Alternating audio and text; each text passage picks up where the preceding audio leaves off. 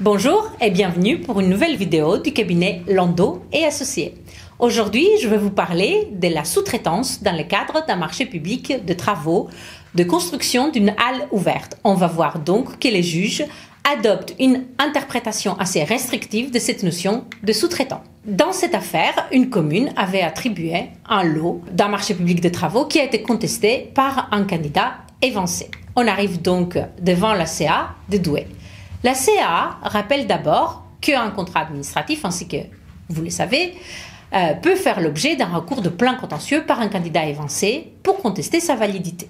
En ce qui concerne la loi de la sous-traitance, la CA rappelle d'abord la loi de 75, que tout le monde connaît, je pense, désormais, qui dit bien qu'un entrepreneur, bien sûr, a le droit de présenter un sous-traitant dans le cadre d'exécution de ses travaux. Dans cette affaire, l'attributaire avait fait appel à une société tierce pour la fourniture d'ossature et des charpentes en bois.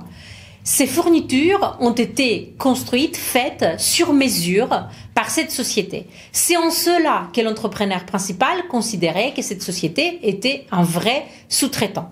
Mais la CA a eu un avis très différent. La CA juge que les tiers n'a pas la qualité de sous-traitant et que l'attributaire n'aurait pas méconnu son obligation de déclaration malgré les faits, effectivement, que ces fournitures ont été faites sur mesure pour ce marché spécifique.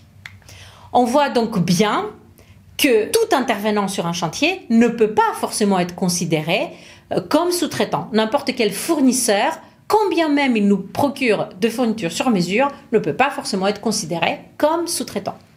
Par ailleurs, la CA de Douai nous rappelle quelque chose qu'on connaît tous, que la sous-traitance intégrale d'un marché public est totalement interdite. Merci beaucoup et à bientôt pour de nouvelles vidéos.